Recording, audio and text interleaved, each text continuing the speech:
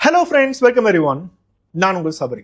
எப்பயுமே நம்மளோட வீடியோல ஒரு சம்பவத்தை பத்தி தான் பேசுவோம். ஆனா இன்னைக்கு நம்ம ரெண்டு சம்பவத்தை பத்தி பேச போறோம். இந்த ரெண்டு சம்பவத்தை பத்தி பேசுறதுக்கு முன்னாடி இந்த வீடியோ பாக்குற உங்க வீட்டுல குழந்தைங்க, டீனேஜ் பசங்க, பொண்ணுங்க யாராச்சும் இருக்காங்களா? அவங்களை பொதுவா வளர்த்துறதே ரொம்ப கஷ்டம் இல்ல? இந்த வீடியோவை பாக்குற நீங்க கூட ஒரு டீனேஜ் பையனோ பொண்ணோ இருக்கலாம். நம்மளோட வீடியோவுக்கு ஏஜ் லிமிட் என்னைக்குமே இல்லை. எல்லாருமே பார்க்கணும் அப்படிங்கறது தான் நம்ம விரும்புறோம். அந்த பசங்களை வளர்த்தும் போது ஏகப்பட்ட பிரச்சனைகள் வரும். ஒரு அப்பா அம்மாவுக்கு எல்லாம் செஞ்சு இவங்க இப்படிதான் போகணும், இப்படிதான் படிக்கணும்னு சொல்லிட்டு எவ்வளவோ யோசிப்போம். ஏதோ ஒரு வகையில ஏதோ ஒரு பிரச்சனைகளை கொண்டுட்டு வந்துகிட்டே இருப்பாங்க. அப்படிப்பட்ட கேட்டகரியில நீங்க இருக்கீங்களா? நீங்க ஒரு டீனேஜ் பையன் பொண்ணோட அப்பா அம்மாவா இருந்தா இந்த வீடியோவை தயவு செய்து கடைசி வரைக்கும் பாருங்க. அவங்களுக்கு நடக்கக்கூடிய பிரச்சனைகள் என்னெல்லாம் அவங்களோட வாழ்க்கையில அவங்க ஃபேஸ் பண்ணலாம், நீங்க பக்கத்துல இருந்து என்ன பண்ணணும், இந்த மாதிரி எல்லா விஷயங்களும் இந்த வீடியோவோட கடைசியில உங்களுக்கு புரியுங்கிறத நான் நம்புறேன். அப்படி அந்த ரெண்டு சம்பவத்துல என்ன நடந்துச்சு? இந்த ரெண்டு சம்பவத்திலையும் ரெண்டு குழந்தைங்க, மைனர் பொண்ணுங்க என்ன மாதிரி ஒரு கொடூரத்தை அனுபவிச்சாங்க, என்ன மாதிரி ஒரு ஏமாற்றம் அவங்களோட வாழ்க்கையில நடந்துச்சு. வாங்க சம்பவங்களுக்குள்ளார போய் டீட்டெயில்டா பார்ப்போம். பிப்ரவரி 25 2025 வருடம் சென்னையில இருக்கிற பல்லாவரம் விமென்ஸ் போலீஸ் ஸ்டேஷனுக்கு ஒரு அம்மா காலையில அழுதுகிட்டே வராங்க. எதுக்காக அழுகுறாங்க, என்ன பிரச்சனை அப்படிங்கறத சொல்றதுக்கே அவங்களுக்கு ரொம்ப டைம் ஆயிடுச்சு. ஏன்னா அவங்களுக்கு அந்த அதிர்ச்சியை ஏத்துக்கவே முடியல. அந்த லேடி இன்ஸ்பெக்டர்கிட்ட அவங்க கொடுக்குற கம்ப்ளைண்ட் என்ன தெரியுங்களா? என்னோட பொண்ணோட பேரு கவிதா, 12 வயசு பொண்ணுங்க, 6வது படிக்கிற பொண்ணு. இங்க இருக்கிற ஒரு மெட்ரிகுலேஷன் ஸ்கூல்ல தான் படிச்சுட்டு இருக்கா. நல்லா படிப்பா, அவளுக்குன்னு சொல்லிட்டு நல்ல ஃப்ரெண்ட்ஸ் இருக்காங்க. அவளுக்கு உலகமே நானும் என்னோட புருஷனும் தான். அப்பா அம்மா தான் ஆசையா எல்லாம் பண்ணுவாங்கன்னு சொல்லிட்டு வீட்டுல எப்பயுமே எங்ககிட்ட ஜாலியா பேசிட்டு இருப்பா. நானும் எங்களோட கணவனும் வேலை பார்த்துட்டு இருக்கோம். காலையில 9 மணிக்கு போனா நைட்டு 8 மணிக்கு தான் வீடு திரும்புவோம். அப்படிப்பட்ட வேலைங்க. காலையில என்னோட பொண்ணு ஸ்கூலுக்கு அமுச்சு விட்டுட்டு தான் நானும் வேலைக்கு போவேன். சாயந்தரம் ஒரு 4 மணி 5 மணிக்கு வீட்டுக்கு வந்துருவா. ஆனா நாங்க வரத்துக்கலாம் 8 மணி ஆகும். அவ 5 மணிக்கு வீட்டுக்கு வந்தாலும் பாதுகாப்பா தான் இருப்பான்னு நாங்க நினைச்சோம். ஏன்னா அது ஒரு பெரிய அபார்ட்மெண்ட், பக்கத்துல எல்லாமே வாழ்ந்துட்டு இருக்காங்க, பக்கத்துல எங்களோட ஃப்ரெண்ட்ஸ் எல்லாம் இருக்காங்க. இத்தனை பேர் அபார்ட்மெண்ட்ல கூட்டமா வாழ்ந்துட்டு இருக்கும் போது சாயந்தரம் 5 மணிக்கு என்னோட பொண்ணு அந்த வீட்டுக்குள்ளார இருந்தா என்ன பிரச்சனைன்னு நான் நினைச்சேன்.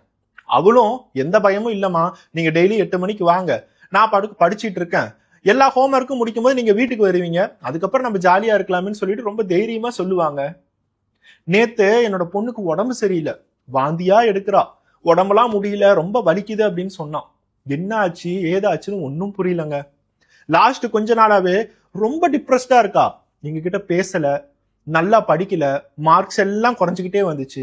என்ன ஆச்சு அப்படின்னு கேட்கும் போது அவ ஒரு பதிலுமே சொல்லல. நாங்களும் வேலையில ரொம்ப பிஸியா இருந்ததுனால அதை டீட்டெயில்டா பாக்கலங்க. இன்னைக்கு காலையில செங்கல்பட்டு கவர்மெண்ட் ஹாஸ்பிட்டலுக்கு போய் ஒரு லேடி டாக்டர், டியூட்டியில இருக்கிற லேடி டாக்டர்கிட்ட என்னோட குழந்தைய காமிச்சாங்க. எல்லா டெஸ்டும் எடுக்கணும்னு சொல்லிட்டு ஒவ்வொரு பிளட் டெஸ்டா எடுத்தாங்க. சரி பரவாயில்ல, பொண்ணு நல்லானா போதும் அப்படின்னு நினைச்சா, கடைசியா அந்த டாக்டர் என்கிட்ட என்ன தெரியுமா சொல்றாங்க? என்னோட 6வது படிக்கிற பொண்ணு, 12 வயசு பொண்ணு பிரெக்னெண்டா இருக்கா அப்படிங்கறத சொல்றாங்க. ஒரு அம்மாவா நான் என்ன தாங்கிக்கிறது? குடும்பமே உடைஞ்சு போச்சு. ஊர்ல இருந்த மாமனார் மாமியார் எல்லாருமே ஒரு அம்மாவா எனக்கு என்னோட குழந்தைய பாத்துக்க தெரியலையே அப்படிங்கறத சொல்றாங்க. இது யார் என்ன சொன்னாலும் பரவாயில்ல, ஆனா என்னோட பொண்ணை ஒருத்தன் ஏமாத்திட்டாங்க, என்னோட குழந்தைய ஒருத்தன் ஏமாத்திட்டான். ஆசை வார்த்தை காட்டி அவளை பிரெக்னென்ட் ஆக்கியிருக்கான். ஒரு 12 வயசு குழந்தைய பிரெக்னென்ட் ஆக்கணும் அப்படின்னா அவன் எப்பேற்பட்ட ஒரு கொடூரமான கேரக்டரா இருக்கணும், அவன் எத்தனை குழந்தைங்களை ஏமாத்தி இருக்கணும். தயவு செய்து ஆக்ஷன் எடுங்க சார்னு சொல்லிட்டு அந்த அம்மா அந்த இடத்துல கதறி அழுகிறத யாராலையும் அவங்களே கன்சோல் கூட பண்ண முடியல. ஏன்னா எந்த அம்மாவா இருந்தாலும் அவங்களுக்கு வலிக்கும்ல. தன்னோட குழந்தைய பார்த்து வளர்த்திருப்பாங்க. நல்லபடியா எல்லாம் சாப்பிடணும், நல்லபடியா இருக்கணும், நல்லா வளரணும், பெரிய ஆள் ஆகணும், இந்த மாதிரி எவ்வளவோ விஷயங்கள்லாம் சொல்லி வளர்த்திருப்பாங்க. ஆனா ஒருத்தன் யூஸ் அண்ட் த்ரோ பீஸ் மாதிரி அவன் யூஸ் பண்ணிட்டு போறானா, அவனுக்கு தண்டனை கிடைக்கணுமா இல்லையா? சென்னை பல்லாவரத்துல நடந்த இந்த சம்பவத்தை கொஞ்சம் தள்ளி வச்சுட்டு நாம அப்படியே திருவண்ணாமலைக்கு வருவோம். கரெக்டா மார்ச் 15 2025 வருடம் திருவண்ணாமலையில இருக்கிற ஒரு விமென்ஸ் போலீஸ் ஸ்டேஷனுக்கு காலையில 10 மணிக்கு ஒரு அப்பம்மா தன்னோட 17 வயசு பொண்ணான நிர்மலாவை கூட்டிட்டு வராங்க. 3 பேருமே அவங்க கண்ணுல இருந்து தண்ணீர் வருது ஒவ்வொரு விஷயமா சொல்லும் போது. அந்த பொண்ணோட அழுகைய யாராலையும் அடக்கவே முடியல. 17 வயசு பொண்ணு, 17 வயசு அப்படின்னா +1 படிக்கிற பொண்ணு. என்னமா நடந்துச்சு, என்னமா காரியம், என்னங்கிறத டீட்டெயில்டா சொல்லுங்கன்னு சொல்லும் போதுதான் அந்த பொண்ணோட அம்மா அழுதுகிட்டே அங்க இருக்கிற லேடி இன்ஸ்பெக்டர்கிட்ட சொல்றாங்க, என்னோட பொண்ணு பிரெக்னெண்டா இருக்காங்க, 17 வயசு பொண்ணு. எவனோ ஒருத்தன் கல்யாண சுந்தரமா, அந்த கல்யாண சுந்தரம் அப்படிங்கிற பொறுக்கிய இவ லவ் பண்ணியிருக்கா. எங்களுக்கு எதுவுமே தெரியாது. தினமும் வீட்டுக்கு விட்டு வெளியே போறா. சரி, +1 படிக்கிற பொண்ணு, நல்லபடியா படிச்சுட்டு வருவா அப்படின்னு நினைச்சோம். ஆனா யார் கூடவோ ஊர் மேய்ச்சிட்டு இருந்திருக்கா. அவன் இவளை பிரெக்னென்ட் ஆக்கிட்டாங்க. பிரெக்னென்ட் ஆக்கிறத மட்டும் இல்லாம எங்களுக்கு தெரியாம ஏகப்பட்ட விஷயங்கள் நடந்திருக்கு. என்ன பண்றதுன்னு தெரியல. கல்யாணம் பண்ணிக்கிறேன்னு சொல்லிட்டு ஏமாத்திட்டானா. தற்கொலை பண்ற லெவலுக்கு போயிட்டாங்க எங்களோட குழந்தை. இவெல்லாம் நல்லா படிப்பா, பெரிய ஆளாவான்னு சொல்லிட்டு எவ்வளவோ யோசிச்சுட்டு இருந்தோம். அந்த கல்யாணம் சுந்தரம் அப்படிங்கிற பொறுக்கி யாரு? அவனை தயவு செய்து ஆக்ஷன் எடுங்க. எங்க பொண்ணுக்கு நீதி வேணும். ஒரு 17 வயசு பொண்ணை பிரெக்னென்ட் ஆக்கியிருக்காங்க. எவ்வளவு நாளா சித்திரவதை பண்ணிட்டு இருந்தான், எவ்வளவு நாளா இவ்வளவு ஒரு யூஸ் அண்ட் த்ரோ பீஸ் மாதிரி யூஸ் பண்ணிட்டு இருந்தான். எதுவுமே தெரியலங்க. தயவு செய்து நீங்க தான் எங்களுக்கு ஹெல்ப் பண்ணணும்னு சொல்லிட்டு அந்த அப்பா அம்மா ஒரு கம்ப்ளைண்ட்டை தராங்க. இந்த வீடியோ பாக்குறவங்க எல்லாருக்குமே எதுக்காக சபரி தேவையில்லாம 2 சம்பவத்தை பத்தி பேசுறான்? இந்த 2 சம்பவத்துக்கு ஒரு ரிலேஷன்ஷிப்புமே இல்ல. சென்னை பல்லாவரத்துல யாரோ கவிதாவாம் 12 வயசாம், இன்னொரு பக்கம் திருவண்ணாமலையில யாரோ நிர்மலாவாம் 17 வயசாம். இவங்க 2 பேத்துக்கு ஒரு சம்பந்தமுமே இல்ல. அப்புறம் எதுக்கு இந்த 2 சம்பவத்தை பேசுறான் அப்படிங்கிறது உங்களுக்கு தோணுதா? இந்த வீடியோவோட கடைசியில இந்த 2 சம்பவத்தையும் எதனால நம்ம சேர்த்து வச்சு பேசணும், இந்த 2 சம்பவத்துக்கும் இருக்கிற ஒரு ரிலேஷன் என்ன அப்படிங்கிறது உங்களுக்கு ரொம்பவே கிளாரிட்டியோட புரியும். பல்லாவரத்துல இருக்கிற விமென்ஸ் போலீஸ் ஸ்டேஷன்ல இருந்து ஒரு செப்பரேட் டீம் ஃபார்ம் பண்ணி பக்கத்துல இருக்கிற செங்கல்பட்டு கவர்மெண்ட் ஹாஸ்பிட்டலுக்கு போய் அந்த 12 வயசு பொண்ணை என்கொயரி பண்ண ஆரம்பிக்கிறாங்க. கரெக்டா சொன்னா அது பொண்ணு இல்ல, குழந்தை. 6வது படிக்கிற ஒரு குழந்தை. அந்த குழந்தைய ட்ரீட்மெண்ட் பண்ண கைனகாலஜிஸ்ட் கிட்ட விசாரிக்கும் போது, சார், பல நாட்களாவே இந்த பொண்ணு சித்திரவதை பண்ணதுக்கான எல்லா மார்க்ஸுமே இருக்கு. உடம்பு ஃபுல்லா ஏகப்பட்ட காயங்கள் இருக்கு. ஒரு அப்பா அம்மாவா இருந்து இந்த பொண்ணு கிட்ட காயங்கள் ஆயிருக்கு அப்படின்னு கவனிக்கிறதுக்கு கூட அவங்களுக்கு டைம் இல்ல போல. இல்ல இந்த பொண்ணு அப்படியே மறைஞ்சு வாழ்ந்தாங்களோ என்னமோ. வீட்டுல யாருமே கவனிச்ச மாதிரி தெரியல சார். இந்த பொண்ணோட பெண் உறுப்பு கிட்ட எல்லாம் ஏகப்பட்ட பிரச்சனைகளா இருக்கு. இவ்வளோ பிரச்சனைகள் நடந்திருக்கு அப்படின்னா அது ஒருத்தனால இல்ல. இந்த இடத்துல ஒருத்தவனுக்கும் மேல இந்த பொண்ணை ரேப் பண்ணியிருக்காங்க சார் அப்படிங்கிற ஒரு ஷாக்கிங்கான விஷயத்த சொல்றாங்க. சோ போலீஸ்க்கு ஏகப்பட்ட கோணத்துல தோணுது, ஒருவேளை இது கேங் ரேப்பா இருக்குமா? வெறும் 12 வயசு பொண்ணு, எத்தனை அரக்கர்கள் இதுல ஈடுபட்டு இருக்காங்கிறது ஒன்னும் புரியல. அந்த பொண்ணு கிட்ட போய் பேசலாமா? 6வது படிக்கிற குழந்தை, ஆல்ரெடி டிப்ரெஷன்ல தான் இருக்காங்கிறது போலீஸ்க்கு நல்லாவே தெரியும். ஆனா இவ ஹாஸ்பிட்டல் அட்மிட் ஆயிருக்கா, இது ஒரு போலீஸ் கேஸா ஃபைல் ஆயிருக்குன்னு தெரிஞ்சா மேபி அந்த கல்பிரிட்ஸ் எல்லாருமே தப்பிக்கிறதுக்கு வாய்ப்புகள் இருக்கு. அந்த டாக்டர்கிட்ட கேட்கும் போது நீங்க பேசிக்கோங்க, ஆனா பக்கத்துல ஒரு சைல்டு கவுன்சிலரை வச்சுக்கிட்டு எதா இருந்தாலும் பேசுங்க அப்படிங்கறத சொல்றாங்க. அந்த கவர்மெண்ட் டிபார்ட்மெண்ட்ல இருந்து அந்த குழந்தைக்கான ஒரு கவுன்சிலர் நீட்டா அந்த பொண்ணுக்கு புரிய வச்சு, போலீஸ் உங்ககிட்ட இந்த கேள்விகள் எல்லாம் கேட்பாங்க, ரொம்ப தைரியமா பதில் சொல்லு.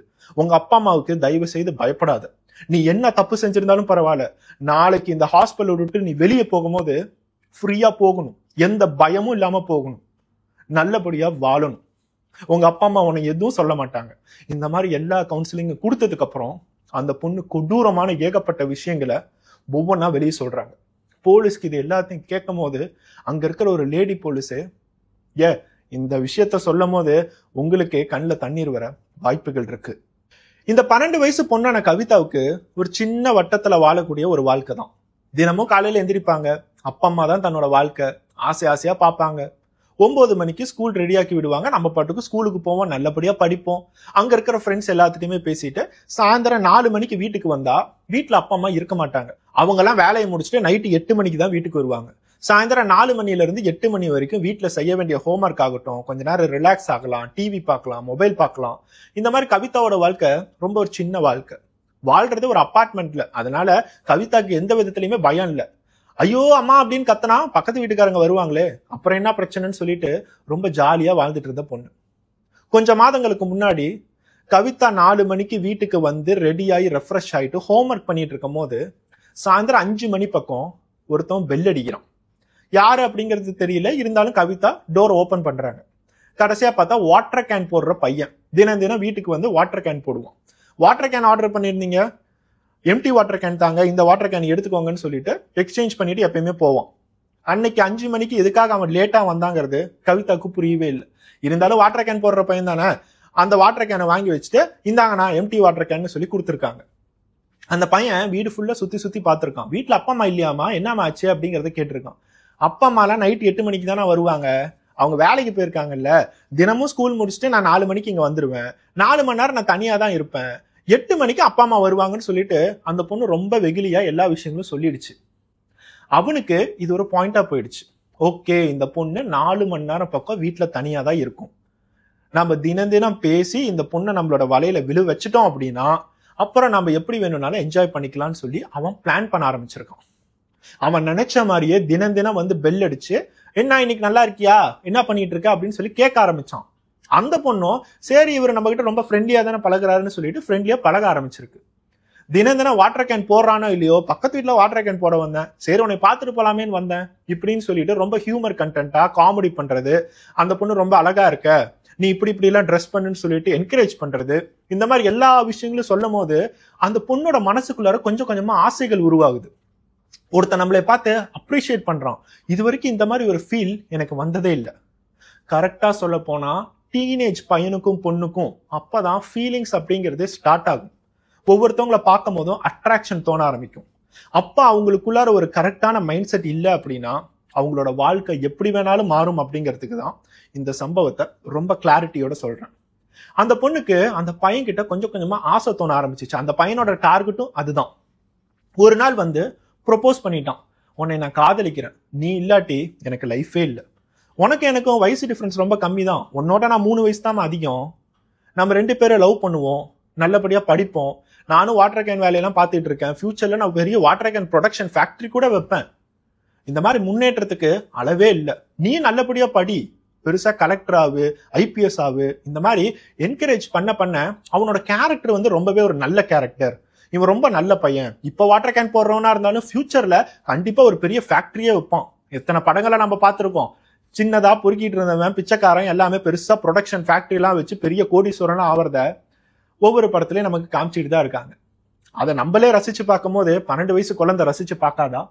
அது மட்டும் இல்லாம எந்த பக்கம் திரும்பினாலும் காதலு, ரொமான்ஸ், செக்ஸ், இதெல்லாம் என்ன கருமோ, எந்த வயசுல வரும், இதெல்லாம் என்ன பண்ணணும், இதெல்லாம் எப்படி ஹேண்டில் பண்ணணும் அப்படிங்கிறதுக்கான எஜுகேஷன்லாம் யாருமே கொடுக்கறது இல்லை.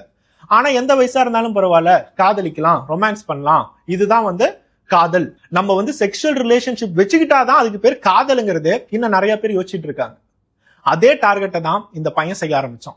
அந்த பொண்ணுக்கு கொஞ்சம் கொஞ்சமா முடிஞ்ச லெவலுக்கு கிஃப்ட்டை கொடுத்துக்கிட்டு அந்த பொண்ணை இம்ப்ரெஸ் பண்ணிக்கிட்டு ஒரு நாள் அந்த பொண்ணை தொட ஆரம்பிச்சான். அந்த பையன் தொடறது இந்த பொண்ணுக்கு பிடிச்சிருக்கு. ஏன்னா அதுக்கு தானே லவ் பண்றோம். லவ் அப்படின்னாவே செக்ஸ் அப்படிங்கிறது அவங்களுக்குள்ள இருக்கிற ஒரு திங்கிங். அந்த பையன் இதுவே யூட்டிலைஸ் பண்ணி ஒரு நாள் அந்த பொண்ணு கூட பாலியல் உறவு வைக்க ஆரம்பிச்சான். பாலியல் உறவு வைக்கும் போது அந்த பொண்ணு வேண்டாம் வேண்டாம்னு சொல்லும் போது கூட காதல்னா இதுதான், காதல்னா நீ வேற என்னன்னு நினைச்ச, நம்ம 2 பேரும் ஒரு செக்ஷுவல் ரிலேஷன்ஷிப் வச்சுக்கிறது தான் நம்ம வந்து காதலிக்கிறதுக்கு ஒரு அத்தாட்சி, நமக்குள்ளார இருக்கிற ஒரு நம்பிக்கைக்கு ஒரு அத்தாட்சின்னு சொல்லிட்டு அந்த பொண்ணை அன்னைக்கு ரேப் பண்ணியிருக்கான். இந்த இடத்துல நான் ஏன் ரேப்புங்கிறத யூஸ் பண்றேன் தெரியுங்களா? 18 வயசுக்குள்ளார இருக்கிற மைனர் பையனா இருந்தாலும் சரி, பொண்ணா இருந்தாலும் சரி, அவங்களோட விருப்பத்தோட நீங்க ஒரு செக்ஷுவல் ரிலேஷன்ஷிப் வச்சுக்கிட்டாலும் சட்டப்படி அதை ரேப்பா தான் கருதுவாங்க. அதை நீங்க மனசுல வச்சுக்கோங்க. ரேப் பண்ணது மட்டும் இல்லாம இது தினம் தினம் தொடர்ந்துகிட்டே வந்துட்டு இருக்கு. எப்ப எல்லாம் அவனுக்கு ஆசையோ, ஓகே சாயந்தரம் 4 மணி ஆச்சு நம்ம போய் மீட் பண்ணுவோம்னு சொல்லிட்டு அந்த பொண்ணு கிட்ட பாலியல் உறவை கண்டினியூ பண்ணிட்டே வந்திருக்கான். அந்த பொண்ணுக்கும் இவன் என்ன தினமும் இப்படி வரான், இப்படி செய்யறான்னு சொல்லிட்டு அவன் கிட்ட கேட்கணும்னு தோணல.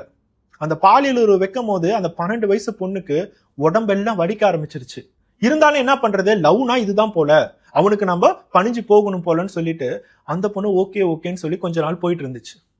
அதுக்கப்புறம் திடீர்னு அவன் அவனோட உண்மையான முகத்தை காட்ட ஆரம்பிச்சான். பிளாக்மெயில் பண்ண ஆரம்பிச்சான்.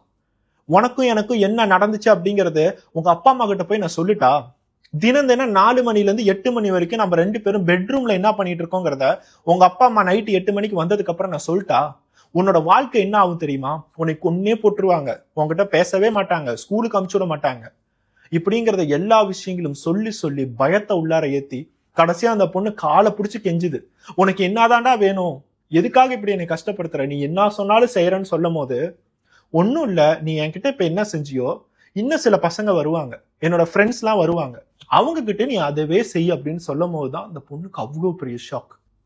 இவனை நம்பி நம்ம லவ் பண்றோம், ஃபியூச்சர்ல கல்யாணம் பண்ணுவோம், இந்த மாதிரி எவ்வளவோ நினைச்சிட்டு இருந்தா கடைசியா இப்ப இவனோட ஃப்ரெண்ட்ஸ் எல்லாம் வருவாங்கன்னு சொல்லிட்டு இவன் பிளாக்மெயில் பண்றான். இவனுக்கு நம்ம பணிஞ்சு போறதா இல்ல நம்ம அப்பா அம்மா கிட்ட கேவலமா அவங்களுக்கு முன்னாடி நம்ம நிக்கிறதா, நம்ம அப்பா அம்மா நம்மளை பத்தி என்ன நினைப்பாங்க, என் மேல இருக்கிற நம்பிக்கையில தானே வீட்டுல விட்டுட்டு போனாங்க, அவங்க என்னை ஆசை ஆசையா பாத்துக்கிட்டாங்கல்ல, படிக்க வச்சாங்கல்ல, அவங்களுக்கு நான் இந்த மாதிரி ஒரு ஏமாற்றத்தை தரவே கூடாதுன்னு சொல்லிட்டு அந்த பையன் கிட்ட பணிஞ்சு போயிட்டாங்க. அந்த பையனும் இதுதான் சான்ஸ்ன்னு சொல்லிட்டு அடுத்த ஒவ்வொரு பசங்களா வீட்டுக்கு கூட்டிட்டு வந்து ஒவ்வொருத்தவனா அந்த பொண்ணை ரேப் பண்ண வச்சிருக்கான். அந்த பொண்ணு என்ன பண்றதுன்னு தெரியாம தினம் தினம் கஷ்டத்தை ஃபீல் பண்ணிக்கிட்டு ஒரு பெரிய கேள்விக்குறியோடய வாழ்ந்திருக்கு. டிப்ரெஷனுக்கு போக ஆரம்பிச்சிட்டா கவிதா. அப்பா அம்மா கிட்ட பேசுறது இல்லை, எப்ப பார்த்தாலும் ஏதோ ஒரு திங்கிங். ஸ்கூல்ல இருந்து ஏகப்பட்ட கம்ப்ளைண்ட்ஸ் வருது அந்த அப்பா அம்மாவுக்கு. உங்க பொண்ணு யாருக்கிட்டையும் பேச மாட்டேங்கிறா, டிப்ரெஸ்டாவே இருக்கா, ஏதாவது ஒரு கவுன்சிலர்கிட்ட கூட்டிட்டு போங்க, ஸ்டடிஸ் எல்லாமே குறைஞ்சிருச்சு, என்ன யோசிக்கிறாங்கிறது யாருக்கும் தெரியல, எப்ப பார்த்தாலும் எதோ யோசிச்சுக்கிட்டே இருக்காங்க, இப்படிங்கிற கம்ப்ளைண்ட்ஸ் எல்லாம் வர ஆரம்பிச்சிச்சு. ஆனா அந்த அப்பா அம்மா பெருசா அதை கண்டுக்கல. ஏன்னா அவங்களுக்கு வேலை, பிஸி, டென்ஷன்ல இருந்திருக்காங்க. சரி பொண்ணுகிட்ட நம்ம ஏதோ ஒரு வீக்கெண்ட் நல்லபடியா பேசுவோம்னு சொல்லிட்டு அவங்களும் யோசிச்சிருக்காங்க. ஆனா அது பெருசா பேச முடியல. ஏன்னா பொண்ணு எப்பயுமே ஏதோ ஒரு விஷயத்த யோசிச்சுக்கிட்டே இருக்கா, கவலைப்பட்டுக்கிட்டே இருக்கா. இது கொஞ்சம் கொஞ்சமா தொடர தொடர 12 பேரு, 12 மிருகங்கள் அந்த 12 வயசு பொண்ணை வேட்டையாடி இருக்காங்க. சும்மா ஒரு எற மாதிரி, யூஸ் அண்ட் த்ரோ பீஸ் மாதிரி அந்த 12 அரக்கர்கள் அவங்களோட எல்லா காமத்தையுமே இந்த குழந்தைகிட்ட காட்டியிருக்காங்க. இப்போ இந்த 12 வயசு குழந்தையோட நிலைமை உங்களுக்கு புரிய வரும். உடம்பு ஃபுல்லா ஏகப்பட்ட காயங்கள், அந்த 12 பேர்த்தோட காயங்கள் இந்த பெண்ணோட உடம்புல இருக்கு. இவளுக்கு என்ன பண்றதுனே தெரியல. உடம்போட நிலைகள் எல்லாமே கொஞ்சம் கொஞ்சமா குறைஞ்சிக்கிட்டு வருது. உடம்பு சரியில்லாம போக ஆரம்பிக்குது. இதை எப்படி அம்மா கிட்ட சொல்றதுன்னு சொல்லிட்டு ரொம்ப நாளா கவிதா யோசிச்சுக்கிட்டே இருந்திருக்கா. ஆனா சொல்றதுக்கான தைரியம் வரல. ஒரு கட்டத்துல நம்மளோட வாழ்க்கையில என்ன நடக்குது அப்படிங்கறதே கவிதாவுக்கு தெரியாம போயிடுச்சு. தினமும் யாரோ ஒருத்தன் வரானா, சரி என்ன பண்றது, என்னோட தலையெழுத்து அப்படின்னு சொல்லிட்டு அந்த பொண்ணு பாட்டுக்கு விட்டுக்கிட்டே இருந்திருக்காங்க. இது எல்லாம் என்னைக்கு தெரியுமா முடிஞ்சிருக்கு? ஒரு நாள் அவளாலேயே முடியாம வீட்டுல சுருண்டு விழுந்தும் போது, கொஞ்சம் கொஞ்சமா வாமிட் எடுக்கும் போது, தன்னோட பொண்ணுக்கு ஏதோ ஒரு பிரச்சனை இருக்கு, நம்ம ஹாஸ்பிட்டலுக்கு போயே ஆகணும்னு சொல்லிட்டு அந்த அம்மா செங்கல்பட்டு கவர்மெண்ட் ஹாஸ்பிட்டலுக்கு போய் ஒரு டாக்டர்கிட்ட அட்மிட் பண்ணியிருக்காங்க. அந்த டாக்டர் எடுக்க வேண்டிய டெஸ்ட் எல்லாத்தையுமே எடுத்தோம், எல்லாமே நார்மலா தான் இருக்கு. ஆனா உடம்புகள் எல்லா இடங்களையுமே செக் பண்ணும் போது ஏகப்பட்ட காயங்களா இருக்கு. அந்த டாக்டர் அந்த பொண்ணுகிட்ட எப்படிமா இந்த காயம் ஆனிச்சு அப்படின்னு கேட்கும் போது, கீழே விழுந்துட்டேன், கீழே விழுந்தா இவ்வளவு காயங்கள் ஆகுமா, எப்படி காயமாச்சு, உண்மையை சொல்லுன்னு சொல்லும் போது கூட அந்த பொண்ணு வாயை திறக்கவே இல்லை. இந்த டாக்டருக்கு ஒரு பெரிய டவுட். பொண்ணு 12 வயசு, கண்டிப்பா வயசுக்கு வந்திருப்பா, எதனால வாமிட் எடுக்கிறா, ரியாக்ஷன்ஸ் எல்லாமே பார்க்கும்போது ஒருவேளை அவ பிரெக்னெண்டா இருப்பாளோன்னு சொல்லிட்டு டவுட்ல தான் பிரெக்னன்சி டெஸ்ட் எடுத்திருக்காங்க. கடைசியா அது பாசிட்டிவா வரும்போது தான் இது நாம எதிர்பார்த்த மாதிரி ஒரு நார்மலான சினாரியோவே இல்ல. இந்த பொண்ணு பல பேத்துக்கு இரையா இருக்கா அப்படிங்கிறது அந்த கைனகாலஜிஸ்டுக்கு தெரிஞ்சிருக்கு. அது அம்மா கிட்ட வந்து சொன்னதுக்கு அப்புறம் தான் அம்மா பல்லாவரம் விமன் ஸ்டேஷனுக்கு போய் ஒரு கம்ப்ளைண்ட கொடுத்திருக்காங்க. இப்ப அந்த பல்லாவரத்துல இருக்க போலீஸ் டீமுக்கு இந்த பொண்ணுக்கு என்ன நடந்துச்சு, நடந்த கொடூரம் என்ன, யார் யாரெல்லாம் இதுல இன்வால்வ் ஆயிருக்காங்க, எல்லாத்தையுமே நம்ம பிடிச்சே ஆகணும். இந்த பிரச்சனை எங்க இருந்து ஆரம்பிச்சிருக்கு? வீட்டுக்கு தண்ணி கேன் போடுற ஒரு பையன், அவன் யாரு, அவனோட டீட்டெயில் பிடிச்சா மிச்சம் இருக்கிற 11 பேத்தையுமே நம்ம கண்டுபிடிக்க முடியும்னு சொல்லிட்டு அவங்க சம்பவத்துல இறங்குறாங்க. ஒவ்வொரு இடங்களுக்கா போய் விசாரிக்க ஆரம்பிக்கிறாங்க. அந்த அபார்ட்மெண்டோட சிசிடிவி கேமராஸ் எல்லாத்தையுமே செக் பண்ண ஆரம்பிக்கிறாங்க. பல்லாவரத்துல இருக்க இந்த சம்பவத்தை அப்படியே நிறுத்தி வச்சுட்டு நம்ம திருவண்ணாமலைக்கு போவோம். திருவண்ணாமலையில ஒரு 17 வயசு பொண்ணு பிரெக்னெண்டா இருந்திருக்கான்னு சொல்லிட்டு ஒரு கம்ப்ளைண்ட் வந்திருக்கு. யாரா இருப்பான், யார் இவளை ஏமாத்திருப்பான், என்னமா நடந்துச்சுன்னு சொல்லிட்டு அந்த பொண்ணு கிட்ட எல்லா விஷயங்களுமே டீட்டெயிலா பேசுறாங்க. மேடம், இந்த கல்யாண சுந்தரத்தை நான் 5 வருஷத்துக்கு முன்னாடி இருந்தே உயிருக்கு உயிரா காதலிச்ச மேடம், எனக்கு கல்யாணம் பண்ணி வைங்க, என்னோட வாழ்க்கையே கெடுத்துட்டான் அப்படிங்கறத பேசுறாங்க. சோ போலீஸ்க்கு இப்போ ஒரு முக்கியமான இன்ஃபர்மேஷன் கிடைச்சிருக்கு. 12 வயசு குழந்தையா இருக்கும் போது இருந்தே இந்த கல்யாண சுந்தரம் அவளை ஃபாலோ பண்ணி லவ் அப்படிங்கிற பேர்ல செக்ஷுவல் ரிலேஷன்ஷிப் வச்சிருக்கான். கரெக்டா சொல்ல போனா ரேப் பண்ணியிருக்கான். இப்ப 17 வயசுலதான் அவங்க அப்பா அம்மா எல்லாத்துக்குமே தெரிய வருது. அதுக்கும் காரணம் அந்த பொண்ணு திடீர்னு பிரெக்னென்ட் ஆனதுனால. நிர்மலாவா 12 வயசுல இருக்கும் போது தினம் தினம் ஸ்கூலுக்கு போயிட்டு வரும்போதுதான் அந்த கல்யாண சுந்தரம் நிர்மலாவை பார்க்க ஆரம்பிச்சான். அது மட்டும் இல்லாம அப்போ 5 வருஷத்துக்கு முன்னாடி கல்யாண சுந்தரம் வீட்டுல வாட்டர் பாட்டில் போடுற ஒரு பையன். தினம் தினம் நிர்மலா வீட்டுக்கு வந்து வாட்டர் பாட்டில் போடுவான். இப்ப அதே வாட்டர் பாட்டில் கம்பெனில ஒரு மேனேஜர் போஸ்டிங்ல நிறைய பசங்க வீட்டுல வாட்டர் பாட்டில் போடுவாங்க. அவங்க எல்லாத்தையுமே மேனேஜ் பண்ற ஒரு பொசிஷன்ல இருக்கான். இவனோட முன்னேற்றம் கொஞ்சம் கொஞ்சமா அந்த பொண்ணுக்கு பிடிக்க ஆரம்பிச்சிருக்கு. ரொம்ப ஹியூமர் சென்ஸோட பேசுறான், பாக்குறதுக்கு ரொம்ப நல்லா இருக்கான், ரொம்ப உண்மையா நம்மளை லவ் பண்றாங்கிறான், நம்மளை ரொம்ப என்கரேஜ் பண்றான், அழகா இருக்காங்கிறான், புதுசா ட்ரெஸ் வாங்கி தரான். இந்த மாதிரி எல்லா விஷயங்களுமே அந்த 12 வயசு நிர்மலாவுக்கு ரொம்ப பிடிச்சிருக்கு. அதனால அப்பா அம்மாவுக்கு தெரியாம நம்ம லவ் பண்ணுவோம், ஃபியூச்சர்ல நம்ம கண்டிப்பா கல்யாணம் பண்ணிக்கலாம் அப்படிங்கிற ஒரு ப்ராமிஸையும் தந்திருக்கோம். அதனால நிர்மலா அவன் சொன்ன எல்லா விஷயத்துங்களுமே ஒத்துக்கிட்டாங்க. அடிக்கடி வெளியே போறது, சுத்துறது, நெருக்கமா இருக்கிறது. அவங்க இருக்கிறது திருவண்ணாமலையில மாத்திரம் அப்படிங்கிற ஒரு கிராமம். அந்த கிராமத்துல ஏகப்பட்ட வயல்வெளிகள் இருக்கு. அந்த வயல்வெளிகள்ல போய் இவங்க நெருக்கமா இருக்க ஆரம்பிச்சிருக்காங்க. இது நாட்கள் போக போக போக அந்த பொண்ணுக்கு இதுவே ஒரு பழக்கமாயிடுச்சு. சரி, நம்மளோட லவ்வர், அவன் உண்மையா நம்மளை லவ் பண்றான், போன் கிஃப்ட் பண்றான், துணிகளை நமக்கு வாங்கி தரான், இந்த மாதிரி எல்லா விஷயங்களுமே பண்றதுனால அவன் நம்மளை க்ளோஸா லவ் பண்றான்னு சொல்லிட்டு 5 வருஷம் பக்கம் இந்த காதல் கடை போய்கிட்டே தான் இருந்திருக்கு. கடைசியா நிர்மலாவோட 17 வயசுல அவங்களுக்குள்ளார ஒரு பெரிய ஷாக். நான் பிரெக்னெண்டா இருக்கேங்கிறதே நான் கொஞ்சம் டிலேவா தான் கண்டுபிடிச்சேன். ஏன்னா எனக்கு பீரியட்ஸ் நடக்கிறது எப்பயுமே இர்ரெகுலரா தான் இருக்கும் அப்படிங்கிறதுனால நான் அப்படியே விட்டுட்டேன் அப்படிங்கிற ஒரு ஷாக்கிங்கான விஷயத்த கல்யாண சுந்தரத்திட்ட வந்து பேசும்போது அவனோட முகமே மாறிடுச்சு. நம்ம ஒரு பெரிய பிரச்சனையில மாட்டிக்கிட்டோம், எப்படி இதை விட்டு தப்பிக்கிறதுங்கிறத அவன் யோசிக்க ஆரம்பிச்சிருக்கான். கடைசியா நம்ம இதை அபார்ட் பண்ணிடலாம், உனக்கு வயசு வெறும் 17 தான் ஆகுது, எனக்கு 21 தான் ஆகுது, இப்ப எல்லாம் நம்ம ஒரு குழந்தைய பத்திக்கிட்டு எப்படி நல்லபடியா வாழ்றது, அது மட்டும் இல்லாம நீ பிரெக்னெண்டா இருக்குன்னு தெரிஞ்சா உங்க வீட்டுல எல்லாம் உன்னை கொன்னே போட்டுருவாங்க, ஊரே நம்மளை தப்பா பேசும், நீ அபார்ட் பண்ணு, நான் உன்னை சத்தியமா கல்யாணம் பண்ணிக்கிறேன் அப்படிங்கறத சொல்லியிருக்கான். நிர்மலாவுக்கு என்ன பண்றதுன்னே தெரியல. ஏன்னா 17 வயசு குழந்தைய நம்ம அபார்ட் பண்றதுதான் நல்ல விஷயம் போல அப்படிங்கறத அவங்களையும் யோசிச்சுட்டு இவங்கிட்டே ஐடியா கேட்டிருக்காங்க. நீயே வந்து ஒரு நல்ல அபார்ஷன் சென்டரை என்னை கூட்டிட்டு போய் நீயே காசு போட்டு எல்லாத்தையுமே தயவு செய்து பண்ணித்தா அப்படிங்கறத சொல்லியிருக்காங்க. கல்யாண சுந்தரமும் அதுக்கு ஒத்துக்கிட்டான். ஏன்னா அவன் தானே இந்த இடத்துல கிரிமினலே, அவன் தப்பிக்கணும் அப்படின்னா இந்த இடத்துல அபார்ஷன் பண்ணியே ஆகணும். இவங்க 2 பேரும் திருவண்ணாமலையில இருந்து கள்ளக்குறிச்சிக்கு வந்திருக்காங்க. ஏன்னா கள்ளக்குறிச்சியில வந்து ஒரு கிளினிக் இருக்கு, அந்த கிளினிக்ல வந்து இந்த மாதிரி இல்லீகல் அபார்ஷன் எல்லாமே பண்ணுவாங்கிற இன்ஃபர்மேஷனை அவன் நீட்டா கலெக்ட் பண்ணியிருக்கான். கள்ளக்குறிச்சியில அந்த கிளினிக்கோட பேரு சாய் சிவா கிளினிக். அந்த கிளினிக்ல இருக்கிற டாக்டரோட பேரு சிவா ஆனந்த். ஒரு டாக்டரும் ஆம்பளை டாக்டர் தான், அவர் கூட 3 நர்ஸ் இருக்காங்க, எல்லாருமே சேர்ந்து வேலை பார்த்துட்டு இருக்காங்க. இந்த இடத்துல இல்லீகல் அபார்ஷன் பண்றாங்க அப்படிங்கிற இன்ஃபர்மேஷன் கேட்டதுனால அவன் வந்து கான்டாக்ட் பண்ணியிருக்கான். நிர்மலாவை நீட்டா செக்அப் பண்ணியிருக்காங்க. செக்அப் பண்ணும் போது அந்த பொண்ணு ஆல்ரெடி 7 மாசம் பிரெக்னென்ட் அப்படிங்கிறது தெரிய வருது. கொஞ்சம் கொஞ்சமா பிரெக்னன்சியை விட்டு விட்டு அவங்க கண்டுபிடிக்கும் போதே 3 மாசம் 4 மாசம் பக்கம் ஆயிடுச்சு. அதுக்கப்புறம் இந்த கிளினிக் எங்க இருக்குங்கிறத தேடுறதுக்கு அடுத்த கொஞ்சம் மாசங்கள் ஆயிடுச்சு. கடைசியா 7 மாசம் குழந்தைய அபார்ட் பண்ணணும்னு சொல்லி வரீங்க. அபார்ஷன்லாம் 1 மாசம் 2வது மாசத்துலயே நடக்கணும். இப்ப 7வது மாசம் உங்களுக்கு டெலிவரி தாங்க பண்ண முடியும். டெலிவரி ஆகிற டைம்ல வந்து நீங்க அபார்ஷனை பண்ண சொல்றீங்கன்னு சொல்லிட்டு அந்த சிவா ஆனந்த் என்னெல்லாம் பாசிபிலிட்டி இருக்கோ எல்லா விஷயங்களும் சொல்லியிருக்காரு. அதுக்கான ரேட்டையும் கேட்டிருக்காரு. இவ்வளவு அமௌண்ட் நீங்க கொடுத்தீங்கன்னா மட்டும்தான் இந்த விஷயங்களே நாங்க செய்ய முடியும் அப்படிங்கிற ரேட்டு பேசி பேரம் பேசி கடைசியா 7 மாசம் குழந்தைய கொல்லலான்னு சொல்லிட்டு எல்லாரும் முடிவு பண்ணிட்டாங்க. வயிறுக்குள்ளார 7 மாசம் குழந்தைங்க, அதுக்கு ஹார்ட் பீட் இருக்கும், அதால கேட்க முடியும், இந்த மாதிரி எல்லா உணர்ச்சிகளும் இருக்கிற ஒரு குழந்தை.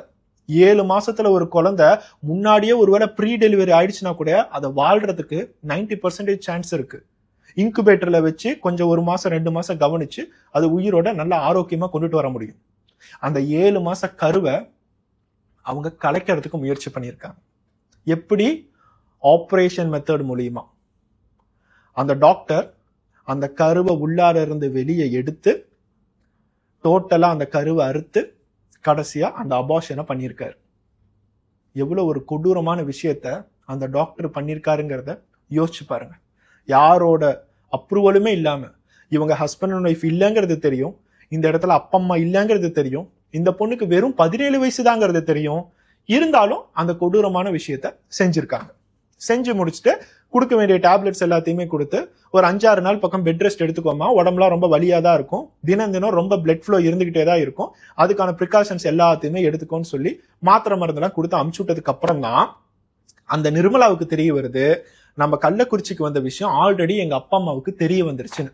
கால் பண்ணி கண்டபடி திட்டுறாங்க. எவன் கூட நீ கள்ளக்குறிச்சி போன, என்ன பண்ணிட்டு இருக்க, உனக்கு என்ன அவ்வளவு திமிரு வந்துருச்சா, நாங்க எல்லாருமே உன்னை ஃப்ரீயா விட்டா எவன் கூடயோ போய் கள்ளக்குறிச்சியில ஏதோ கிளினிக்கு போனியாமே, எதுக்கு நீ கிளினிக்கு போன, இந்த மாதிரி எல்லா விஷயங்களும் கேட்க ஆரம்பிக்கும் போது நிர்மலாவுக்கு புரிஞ்சிருச்சு நம்மளோட வாழ்க்கையில பெரிய பிரச்சனையே வந்துருச்சு, அப்பா அம்மாவுக்கு தெரிஞ்சிருச்சு, இனிமேட்டு எதுவுமே செய்ய முடியாது. இந்த விஷயத்த கேட்கும் போது கல்யாண சுந்தரம் உடனே அங்கிருந்து ஓடிட்டான். வந்து திருவண்ணாமலையில விட்டுட்டு இனிமேட்டு என்னை பார்க்கவே பார்க்காத, கொஞ்ச நாள் நம்ம பார்க்காம இருக்கலாம், வீட்டுல இருக்கிற பிரச்சனைகள் எல்லாத்தையுமே சமாளிச்சுட்டு அதுக்கப்புறம் நீ வாமான்னு சொல்லிட்டு அந்த இடத்துல கல்யாண சுந்தரம் ஓடிட்டான். நிர்மலா வீட்டுக்கு போனதுக்கு அப்புறம் அவளோட நிலைமையை யோசிச்சு பாருங்க. 17 வயசு பொண்ணு, +1 படிக்கிற பொண்ணு, நான் சும்மா அங்க இருக்கிற கிளினிக்கு போய் அபார்ஷன் பண்ணிட்டு வந்தேன் அப்படிங்கறத சொல்ல முடியுமா? அது ஒரு கிராமம் வேற. அந்த அப்பா அம்மா எவ்வளவுதான் கேட்டு கேட்டு அடிச்சு சித்திரவதை பண்ணி சொந்தக்காரங்க எல்லாருமே வந்ததுக்கு அப்புறம் தான் அந்த உண்மை தெரிய வருது. நிர்மலாவோட சொந்தக்காரங்க சில பேர் அந்த கிளினிக்கை பத்தி விசாரிச்சிருக்காங்க. அந்த கிளினிக்கு நிறைய பேர் வராங்களாம், இல்லீகலா அபார்ஷன் பண்றாங்களா அப்படிங்கிற இன்ஃபர்மேஷன் தெரிஞ்சதுக்கு அப்புறம் தான் தன்னோட பொண்ணோட நிலைமை என்னங்கிறது அந்த அப்பா அம்மாவுக்கு புரிய வருது. ஒரு விஷயம் மட்டும் அவங்களுக்கு நல்லா தெரியுது, நம்மளோட பொண்ணு எவன்கிட்டயோ நல்லா ஏமாந்துருக்கா. நம்மளைய ஏமாத்துறேன்னு நினைச்சுக்கிட்டு அவ அவன்கிட்டயோ ஏமாந்துருக்கா. கடைசியா எவன் அவன் கேட்கும் போதுதான் கல்யாண சுந்தரம் அந்த வாட்டர் பாட்டில் கம்பெனில மேனேஜரா இருப்பான் போல அப்படிங்கறத கேட்டு அந்த கல்யாண சுந்தரத்தோட அப்பா யாரு, அம்மா யாரு, சொந்தக்காரங்க யாரு, இந்த மாதிரி ஆட்களுக்கிட்ட எல்லாம் போய் பேசி நடந்த எல்லா விஷயங்களுமே சொல்றாங்க. எங்க பொண்ணுக்கு வெறும் 17 வயசு தான், ஆசை காட்டி கல்யாணம் பண்ணிக்கிறேன்னு சொல்லிட்டு பிரெக்னென்ட் ஆக்கி அபார்ஷன் வேற பண்ணிட்டு வந்திருக்காங்க. இதெல்லாம் உங்களுக்கு தெரியுமான்னு கேட்கும் போது அவங்களுக்கு ஒரு பெரிய ஷாக். நம்மளோட பையன் ரொம்ப நல்ல பையன் நினைச்சிட்டு இருந்தோமே, இவன் என்னன்னா இப்படி பண்ணியிருக்கான். அடுத்தது கல்யாண சுந்தரத்துக்கிட்ட என்னோட பொண்ணை கல்யாணம் பண்ணிக்கோ அப்படிங்கறத சொல்லியிருக்காங்க. இன்னும் ஒரு வருஷத்துல 18 வயசு ஆயிரும், மேஜர் ஆயிருவா, நீ தான் கல்யாணம் பண்ணிக்கணும், எங்களுக்கு ஒரு கன்ஃபர்மேஷன் வேணும், நம்ம வேணா ஒரு சின்ன என்கேஜ்மெண்ட் மாதிரி நடத்தலாம்னு சொல்லிட்டு கல்யாண சுந்தரத்தோட அப்பா அம்மாட்ட பேசியிருக்காங்க. அதுக்கு கல்யாண சுந்தரம் என்ன சொல்லியிருக்கான், அந்த பொண்ணெல்லாம் எனக்கு கல்யாணம் பண்ணிக்கிறதுக்கு கொஞ்சம் கூட ஐடியாவே இல்லை.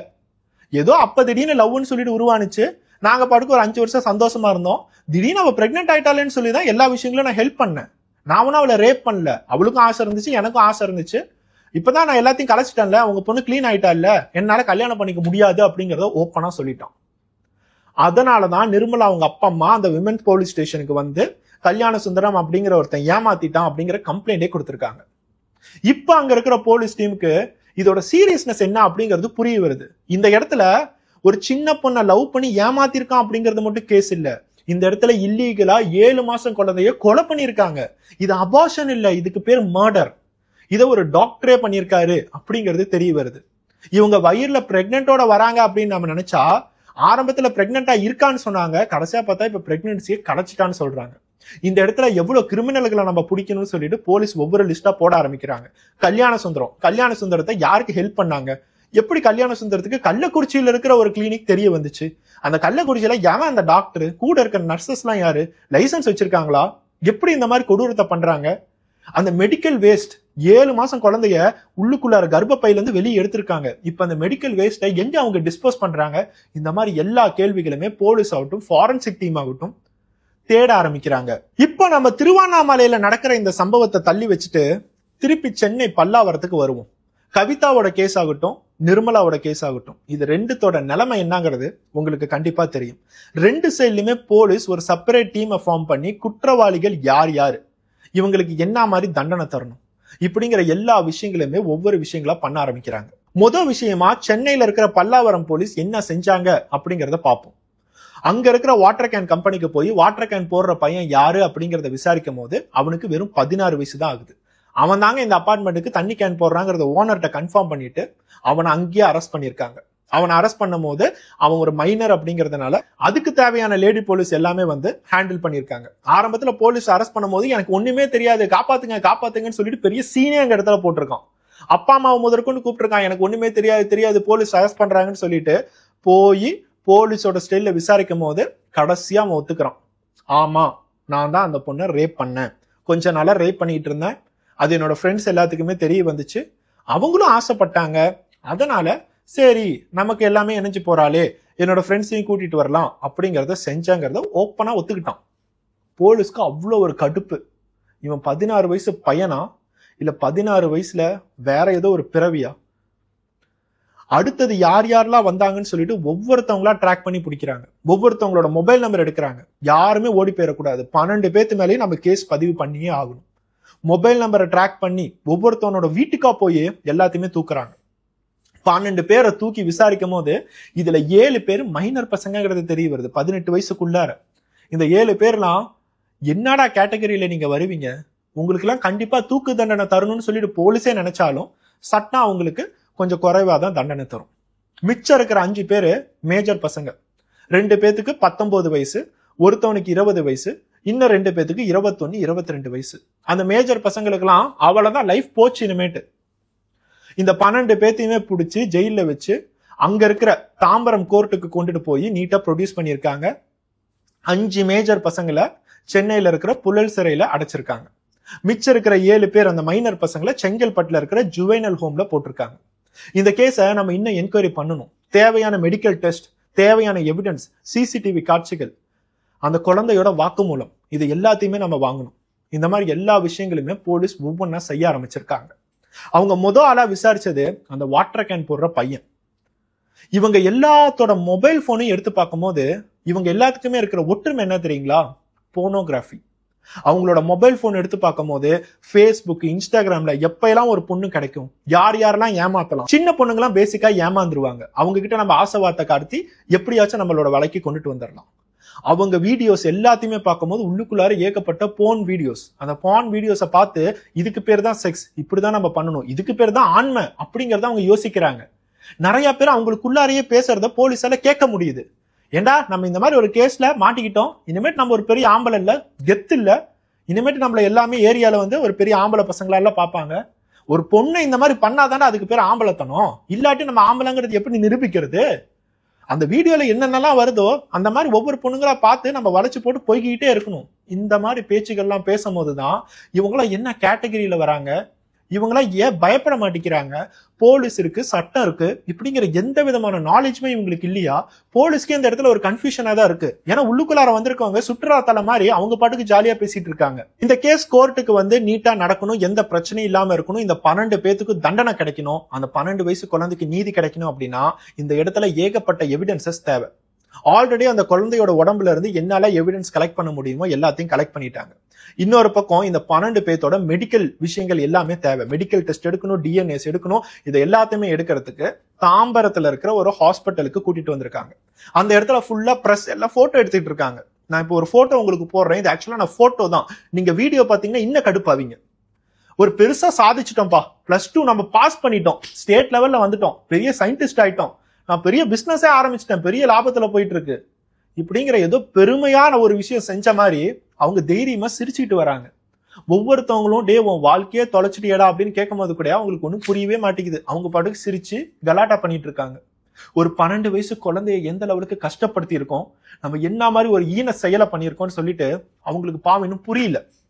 நான் ஏன் புரியலங்கிறேன்னா இந்த இடத்துல அவங்க எல்லாருமே மைனர் பசங்க, 5 பேரு காலேஜ் படிக்கிற பசங்க. இவங்க எல்லாருமே என்ன கேட்டகரியில இருக்காங்கிறத புரிஞ்சுக்கிறதுக்கே பிரஸுக்காகட்டும் அதை பாக்குற மக்களுக்காகட்டும் கொஞ்சம் டைம் ஆச்சு. போலீஸோட அடுத்த என்கொயரி ப்ராசஸ்ல இவங்க போன்ல என்ன இருந்திருக்கு, எதனால இவங்க ஃபுல்லாவுமே பான் அடிக்ட் ஆயிருக்காங்க, இந்த பான் அடிக்ட் ஆனதுனால என்னெல்லாம் செஞ்சாங்க, வேற எந்தெந்த பொண்ணுக்கெல்லாம் இவங்க ட்ரை பண்ணிருக்காங்க, இவங்களால இன்னும் வேற ஏதாச்சும் பெண்களோட வாழ்க்கை கெட்டிருக்கா, இந்த மாதிரி எல்லா விஷயங்களுமே ஆராய்ஞ்சு பார்த்துட்டு இருக்காங்க.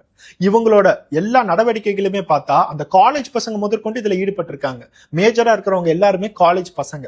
இந்த காலேஜ் பசங்களுக்கு ஒரு குழந்தைய தொண்ணுன்னு சொல்லிட்டு எப்படி மைண்ட் செட் வருது அப்படிங்கறதே போலீஸ்க்கு புரிய மாட்டேங்குது.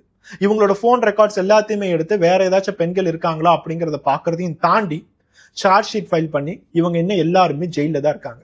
கோர்ட்ல இந்த கேஸ் ஃபாஸ்ட் ட்ராக் பண்ணியே ஆகணும்னு சொல்லிட்டு போலீஸ் எல்லா விஷயங்களுமே பண்றாங்க. அந்த 12 வயசு குழந்தைக்கு நீதி கிடைச்சே ஆகணும். இந்த இடத்துல இன்னொரு கவிதா வந்துடவே கூடாது. கவிதாவோட குடும்பம் அந்த இடத்தை விட்டே காலி பண்ணி இப்ப வேற ஒரு இடத்துல வாழ்ந்துட்டு இருக்காங்க, வேற ஒரு ஊர்ல இருப்பாங்க. அந்த கேஸ் ஆன்லைன்ல கூட நடக்கும். பொதுவா இந்த மாதிரி குழந்தைகள் ஈடுபட்டு இருக்கும் போது அவங்களை ஸ்ட்ரெயிட்டா கோர்ட்டுக்கு வரணும்னு சொல்லிட்டு யாருமே கேட்க மாட்டாங்க. ஆன்லைன்ல கூட இந்த டிஸ்கஷன் நடக்கும், ஒரு வீடியோ கால் மாதிரி. சென்னை போலீஸ் இந்த சம்பவத்தை ரொம்ப தரமா செஞ்சிருக்காங்க. பொண்ணுகிட்ட இருந்து ஒரு கம்ப்ளைண்ட் வந்தோடனே எவ்வளவு சீக்கிரமா எல்லாத்தையுமே அரெஸ்ட் பண்ணணும், யாரையும் விட்டுறக்கூடாதுன்னு சொல்லிட்டு இந்த 12 பேத்தையும் ஒரே நாள்ல போய் எல்லா இடத்துலயுமே தூக்கியிருக்காங்க. தேவையான எல்லா சார்ஜ் ஷீட்டையுமே ஃபைல் பண்ணி அவங்க இனிமேட்டு வாழ்க்கையிலேயே வெளியவே வர முடியாத லெவலுக்கு நாங்க எல்லா சம்பவத்தையுமே செஞ்சிருக்கோங்கிறத ரொம்ப கிளியரா எக்ஸ்பிளைன் பண்றாங்க. சென்னையை விட்டு இப்ப நம்ம திருவண்ணாமலைக்கு போவோம். 17 வயசு நிர்மலா பிரெக்னன்சி அப்படிங்கிற பேர்ல 7 மாசம் குழந்தைய கொன்னுட்டாங்க. இப்ப அவங்களுக்கு என்ன பண்றது? ஒரு செப்பரேட் டீம் ஃபார்ம் பண்ணி கல்யாண சுந்தரத்தை போய் அரெஸ்ட் பண்றாங்க. கல்யாண சுந்தரம் செஞ்ச தப்பு என்ன? 5 வருஷத்துக்கு முன்னாடி இருந்தே இந்த பொண்ணை நீ லவ் பண்றாங்கிற பேர்ல செக்ஷுவல் கான்டாக்ட் வச்சிட்டு இருக்க, அதுக்கு பேரு ரேப் பண்ணிருக்க. இந்த பொண்ணை நம்பிக்கை கொடுத்து நான் உன்னை கல்யாணம் பண்ணிக்கிறேன்னு சொல்லிட்டு ஏமாத்திருக்க. இந்த பொண்ணை நீ மிஸ்யூஸ் பண்ணிருக்க. அது மட்டும் இல்லாம இவ பிரெக்னெண்டா இருக்கான்னு சொல்லும் போது இவளை கூட்டிட்டு போய் ஏதோ ஒரு கிளினிக்ல உயிருக்கு ஆபத்தான விஷயங்களை நீ செஞ்சிருக்க. போலீஸ் ஸ்டேஷன்ல உட்கார வச்சு இவன் செஞ்ச எல்லா தப்புகளுமே புரிய வச்சு இனிமேட்டு ஒன்னாலே லைஃப்ல என்னைக்கு வெளியே வந்துட முடியாது, இவளை கல்யாணம் பண்ண மாட்டேன்னு சொல்லி சொன்ன, இவளை 5 வருஷமா சித்திரவாதம் பண்ணிருக்க, அவளுக்கு கிடைக்க வேண்டிய நீதி கிடைக்கணும். இப்ப கல்யாண சுந்தரம் நான் அவளை கல்யாணம் பண்ணிக்கிறேன் மேடம், தயவு செய்து விட்டுருங்க, இன்னும் 1 வருஷத்துல அவளுக்கு 18 வயசு ஆக போகுது, நாங்க 2 பேரும் கல்யாணம் பண்ணிக்கிறோம்னு சொல்லிட்டு அந்த பொண்ணோட காலிலே போய் விழுந்தாலும், இன்னொரு சைடு அவளோட அப்பா அம்மா காலில் விழுந்தாலும் போலீஸ் விடுறதுக்கு தயாராகவே இல்ல. நீ யாரோட காலில் வேணாலும் விழு, ஆனா இனிமேட்டு உன்னோட வாழ்க்கை ஜெயில தான் இருக்க போகுது. இந்த இடத்துல நிர்மலாவே லவ் பண்றேன், இவனை காப்பாத்தணும்னு நினைச்சாலும் காப்பாத்த முடியாது. அடுத்தது இன்னொரு டீம் கள்ளக்குறிச்சியில இருக்கிற அந்த சாய் சிவா கிளினிக்கு போயிருக்காங்க. அங்க இடத்துல சிவா ஆனந்த் அப்படிங்கிற டாக்டரையும் அரெஸ்ட் பண்ணிருக்காங்க. எங்க போட்டீங்க மெடிக்கல் வேஸ்ட்லாம், எங்க நீங்க டிஸ்போஸ் பண்றீங்க? அந்த 7 மாசம் கருவு எங்க போச்சு? அதெல்லாம் டிஸ்போஸே உங்களால பண்ண முடியாது, அதுக்கெல்லாம் நமக்கு லைசன்ஸ் வேணுமே. இப்படிங்கிற எல்லாத்தையுமே விசாரிக்கும் போதுதான் அவங்க ரெகுலராகவே இந்த மாதிரி இல்லீகல் அபார்ஷன் நிறைய பண்ணிட்டு இருக்காங்க. கருவுகள் எல்லாத்தையுமே போய் பக்கத்துல இருக்கிற சுடுகாட்டுல எரிக்கிறாங்க அப்படிங்கிறது தெரிய வருது. இவ்வளவு கொடூரமான விஷயத்த பண்றதுக்கு லைசன்ஸ் வாங்கிட்டு அதனால லட்சக்கணக்கில் இவன் சம்பாரிச்சுட்டு இருக்கான். இவனை மாதிரி டாக்டர்லாம் இன்னமும் ஏகப்பட்ட கிராமங்கள்ல எல்லாத்தையுமே ஏமாத்திட்டு தான் இருக்காங்க, கொடூரத்தை பண்ணிட்டு தான் இருக்காங்க. இவங்களுக்குலாம் அந்த சீரியஸ்னஸ் தெரியறது இல்ல. பொதுவா இந்த மாதிரி ஒரு விஷயத்த பண்ணும் போது அவங்களுக்கு சாகர லெவலுக்கு கூட ரத்தங்கள்லாம் வெளியே போய் கடைசியா சாவு கூட நடக்கலாம், அந்த இடத்துல டெத் கூட நடக்கலாம். பெரிய பெரிய ஹாஸ்பிட்டல்ல எல்லா எக்யூப்மெண்ட்ஸே வச்சு ரொம்ப பாதுகாப்பா செய்ய வேண்டிய ஒரு ஆபரேஷனை கிளினிக்குள்ளார வெறும் 3 நர்ஸை வச்சு அசால்ட்டா செஞ்சு நீட்டா வெளியே அனுப்பிச்சு விடுறான். அப்படிப்பட்ட திறமையான டாக்டர் எப்படி எல்லாம் யூஸ் பண்றான்னு சொல்லி பாருங்க. அந்த திறமைய, ஒரு ஸ்கில் நமக்கு இருக்கு அப்படின்னா அந்த ஸ்கில் எதுக்காக யூஸ் பண்றோங்கிறத வச்சுதானே நம்ம நல்லவனா இல்ல பொறுக்கியா அப்படிங்கிறது இருக்கும். அந்த இடத்துல அந்த டாக்டர் ஒரு பொறுக்கியா தான் இருந்திருக்கான், லட்சக்கணக்கில் சம்பாரிச்சிட்டு வந்திருக்கான். ஃபாரன்சிக் டீம் கூட்டிட்டு வந்து பக்கத்துல இருக்கிற அந்த சுடுகாட்டுக்கு போய் 7 மாசம் கருவை எங்கடா எரிச்சிங்கன்னு சொல்லிட்டு எல்லாம் பார்க்கும் போது அந்த குழந்தைய எரிச்சிருக்காங்க. ஸோ அவங்க பண்ண கிரைம் கன்ஃபார்ம் ஆயிடுச்சு. அந்த கிளினிக்கே சீல் வச்சு 4 பேத்தையுமே, டாக்டர் மட்டும் இல்லாம மிச்சம் இருக்கிற 3 நர்ஸையுமே அரெஸ்ட் பண்ணி இவங்களோட ஹிஸ்டரிலாம் என்ன, இது வரைக்கும் எத்தனை பேஷண்ட் வந்திருக்காங்க, இவங்களோட போன் கான்டாக்ட்ஸ், அங்க இருக்கிற புக்ஸ், டிரான்சாக்ஷன்ஸ் எல்லாத்தையுமே எடுத்து ஒவ்வொன்றா விசாரிக்க ஆரம்பிக்கிறாங்க. இன்னொரு பக்கம் இந்த ஏமாத்தன கல்யாண சுந்தரத்து மேல கேஸ் ஃபைல் பண்ணி கோர்ட்ல போய் நிக்க வச்சு அங்க இருக்கிற திருவண்ணாமலை கோர்ட்ல இவனை ரிமாண்ட் பண்ணி கடைசியா இப்போ வெள்ளூர் சென்ட்ரல் ஜெயில கல்யாண சுந்தரம் கம்பியை நீட்டு இருக்காரு. 5 வருஷமா அந்த பொண்ணை, மைனர் பொண்ணை ஏமாத்தினதுக்கும் கர்ப்பமாக்கி அதை கலக்க வச்சதுக்கும் மிஸ்யூஸ் பண்ணதுக்கும் உயிருக்கே ஆபத்து வரக்கூடிய நிலைமையை ஏற்படுத்தினதுக்கும் அவர் மேல லிஸ்டா கேசஸ் போய்கிட்டே தான் இருக்கு. கடைசியா இனிமேட்டு அவராலையும் ஜெயில விட்டு வெளியே வர முடியாது அப்படிங்கறத கிளியரா போலீஸ் ஒரு பெரிய சம்பவமாவே பண்ணிருக்காங்க. இந்த வீடியோ பாக்குற உங்களுக்கு இப்பவும் நான் சொன்ன 2 சம்பவத்துக்கும் என்ன ரிலேஷன்ஷிப் அப்படிங்கிறது தெரியலையா? இந்த இடத்துல கவிதாவாகட்டும் இல்ல நிர்மலா ஆகட்டும் 2 பேருமே மைனர். இந்த இடத்துல 2 சம்பவங்களுமே போக்சோ அப்படிங்கிற சட்டத்துக்குள்ளார வரக்கூடிய ஒரு சம்பவம் தான். குழந்தைங்க வெவ்வேறு இடங்கள்ல டிஸ்ட்ராக்ட் ஆகுறதுனாலையும், பெற்றோர்களோட கரெக்டான ஒரு மோட்டிவேஷன் இல்லாததுனாலையும், அவங்களோட கவனிப்பு இல்லாததுனாலையும் குழந்தைங்க எப்படிலாம் வழிமாறி போக முடியும் அப்படிங்கிறதுக்கு எல்லா எக்ஸாம்பிளையுமே நான் இங்க இடத்துல உங்களுக்கு தந்திருக்கேன். இந்த இடத்துல அந்த 12 வயசு கவிதா மட்டும் வழிமாறி போகல, அந்த கவிதாவை ரேப் பண்ண 12 பசங்களுமே வழிமாறி தான் போயிருக்காங்க.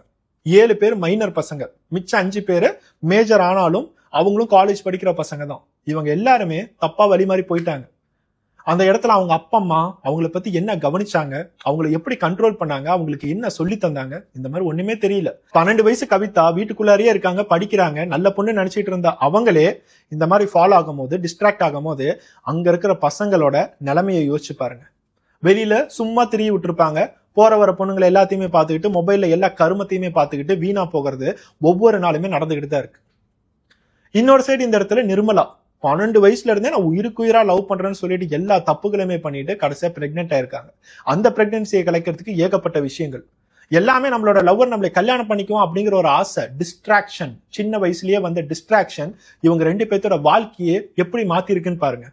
12 வயசு 13 வயசுல டீனேஜ் பசங்களுக்கும் பொண்ணுக்கும் வரக்கூடிய டிஸ்ட்ராக்ஷனை கரெக்டா கண்ட்ரோல் பண்ணாட்டி, அவங்களுக்கு கரெக்டான விஷயங்களை சொல்லி தராட்டி அவங்களோட வாழ்க்கையில என்ன வேணாலும் மாற்றங்கள் வரலாம் அப்படிங்கறத சொல்றதுக்கு தான் நீங்க ஒரு டீனேஜ் பையன் பொண்ணோட அப்பா அம்மா இனிமேட்டாவது உங்களோட பசங்களுக்கும் பொண்ணுங்களுக்கும் எப்படி அவங்களை கவனிக்கணும், அவங்களுக்கு என்ன சொல்லி தரணும் அப்படிங்கிற ஒரு சோசியல் அவேர்னஸ் வரணுமே அப்படிங்கிற வீடியோக்காக தான் இதை நாங்க இவ்வளவு டீட்டெயிலா எடுத்திருக்கோம். இந்த வீடியோ பாக்குற ஒவ்வொருத்தவங்களும் போக்சோ அப்படிங்கிற விஷயத்த தயவு செய்து ஞாபகம் வச்சுக்கோங்க. நிறைய பேர் லவ் பண்றேன்னு சொல்லிட்டு 16 வயசு பொண்ணு 17 வயசு பொண்ணு போய் லவ் பண்றீங்க, கடைசியா போக்சோல ஜெயிலுக்கு போறீங்க. உங்களுக்கு ஒரே ஒரு இன்ஃபர்மேஷன் சொல்லிட்டா, போன வருஷம் நம்ம தமிழ்நாடு மாநிலத்துல மட்டுமே 2024 வருடம் 6500 போக்சோ கேசஸ் ஃபைல் ஆயிருக்கு. 6500 குழந்தைங்களோட வாழ்க்கை ஒரு கேள்விக்குறியா இருக்கு. இந்த 6500 குழந்தைங்கள்ல எத்தனை பேர் ரேப் பண்ணப்பட்டிருப்பாங்க, எத்தனை பேர் லவ் பண்றேன்னு சொல்லிட்டு இஷ்டத்தோட அவங்க செக்ஷுவல் கான்டாக்ட் வச்சிருப்பாங்க, எத்தனை குழந்தைங்க இருப்பாங்க, எவ்வளவு அரக்கர்கள் இந்த இடத்துல இருப்பாங்க, கொஞ்சம் யோசிச்சு பாருங்க. இது எல்லாமே லீகலா வரக்கூடிய கேசஸ். இன்னும் அன்அபிஷியலா கேஸே வேணாம்ப்பா, என்னோட குழந்தை வாழ்க்கை எனக்கு போதும், ஐயோ அப்பா அம்மா எல்லாம் சொல்றதுக்கு எனக்கு பயமா இருக்கு, அதுக்கு நான் இதே மாதிரியே பண்ணிட்டு போறேன். இந்த மாதிரி இன்னும் எத்தனை குழந்தைங்க ஸ்கூலு, காலேஜ், பஸ், ஆட்டோ, தண்ணி கேன் போடுற பையன், வீட்டுக்கு போஸ்டல், இந்த மாதிரி எல்லா வகையிலுமே ஒவ்வொரு இடத்துலயும் ஒவ்வொரு அரக்கன் இருந்துகிட்டு தான் இருக்கான். முக்கியமா இந்த இடத்துல பாதிக்கப்படுறது எல்லாமே பெண் குழந்தைகள் தான். அந்த பெண் குழந்தைகள் ஈஸியாவே டிஸ்ட்ராக்ட் ஆகப்படுறாங்க.